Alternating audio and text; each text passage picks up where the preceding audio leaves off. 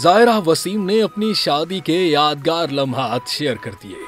साबिक बॉलीवुड अदाकारा ज़ाहिरा वसीम, जो फिल्म दंगल में अपनी शानदार अदाकारी के लिए जानी जाती हैं, हाल ही में अपनी जाती जिंदगी से मुताल्लिक एक नादिर अपडेट सोशल मीडिया पर शेयर करती दिखाई दी। 23 साल अदाकारा, जो अपने अकायद की वजह से फिल्म इंडस्ट्री से किनारा कश हो गई थी, एक निजी शादी की तकरीब में रिश्ता इज़्दिवाज में बंधने का ऐलान किया। उन्होंने अपनी शादी की खुशखबरी अपने ऑफिशियल इंस्टाग्राम अकाउंट पर 17 अक्टूबर को शेयर की, जिसमें 2 खूबसूरत तस्वीर शामिल थी। एक तस्वीर में वो निकाहनामा पर दस्तखत करती नजर आ रही हैं, जबकि दूसरी तस्वीर में वो अपने शौहर के साथ खड़ी हैं। दोनों की शनाख्त पोशीदा रखी गई है। इस खुशी के मौके पर शेयर की गई पोस्ट के साथ एक मुख्तसर और दिल को छू लेने वाला कैप्शन था, कबूल है, कबूल है, कबूल है।